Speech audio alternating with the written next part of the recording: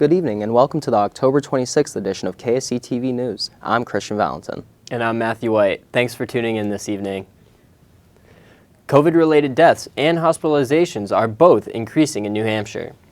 4 people died in the state this week, including 1 person under 60 years old.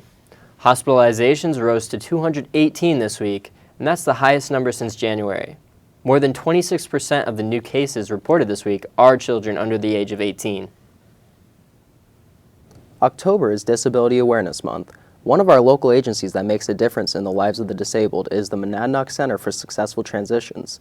This week, I went to NEWSCAST to see how people there are helping eliminate the stigma around disabilities.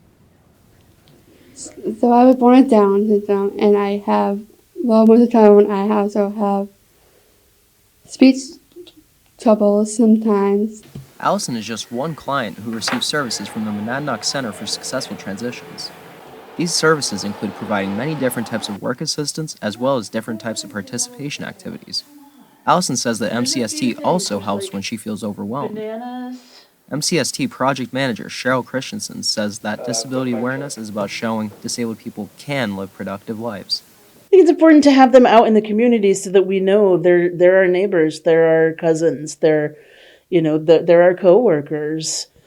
And because someone has a disability doesn't mean that there's anything wrong with them. Allison says that this also extends to the disabled community as a whole. I think people need to see other people who have disabilities, like I have Downs and other people have disabilities. Christensen says that she sees the benefits of these services every day by helping people with disabilities retain their jobs. She says these clients can do excellent jobs with the right support. Christensen does, however, say that funding needs to improve. It's really difficult to deliver services when we can't afford to hire people to deliver the services. And so we're funded mainly by Medicaid. And that, if they cut that, we're having a problem. NEWSCAST is just one part of the grander Monadnock Developmental Services. I'm Christian Valentin, KSC-TV. For more information on Monadnock Developmental Services and their upcoming events, you can visit mds-nh.org. Again, that's mds-nh.org. Liberty Utilities has restored gas services to most of Keene. The Keene Sentinel reports that a gas outage occurred on Wednesday morning, affecting over 1,000 of Liberty customers. The outage was caused by an undetermined problem at the production facility that caused a drop in gas pressure. Customers who have not yet had their gas services restored should call 1-800-833-4200. Again, that's 1-800-833-4200. A bus driver shortage is causing problems for kids trying to get to school on time. The Keene Sentinel reports parents are now complaining about the problem. Superintendents from the Keene and Winchester school districts say they are working with the transportation contractor to find a solution. That contractor is the Ohio-based company First Student. A First Student spokesperson says the company does have a driver shortage.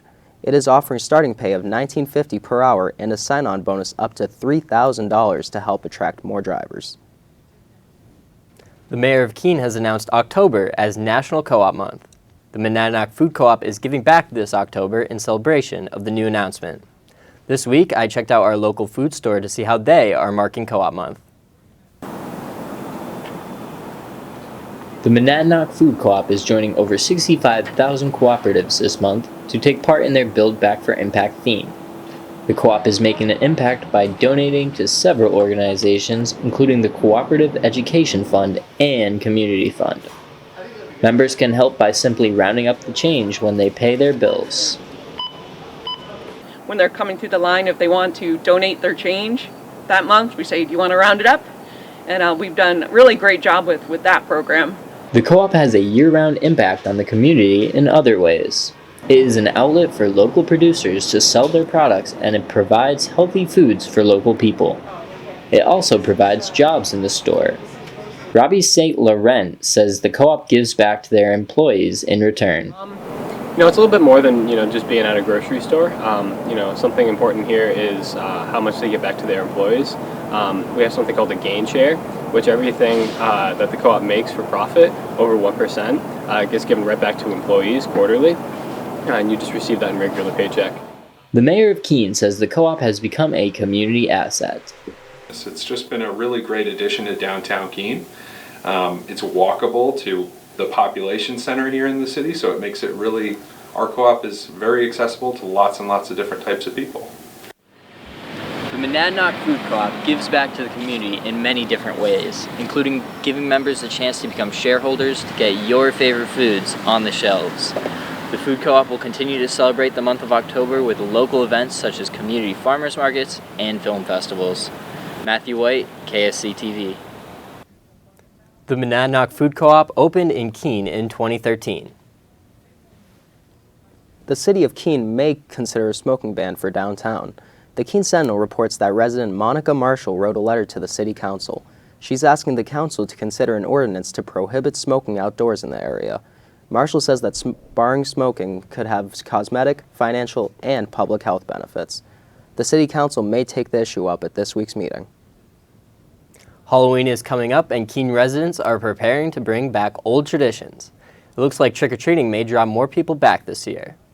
The Spirit of Halloween store is attracting customers looking for the perfect scary or silly outfit for this year's celebration. The store manager says it seems more excitement has returned to the holiday this year.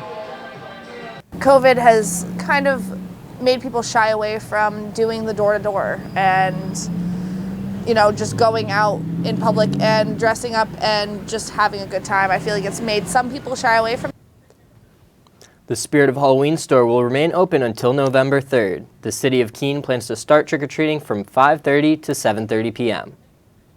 That's all for this edition of KSC-TV. Thanks for tuning in. We'll be back Thursday with more news from campus and the community. We'll see you then, and have a good night.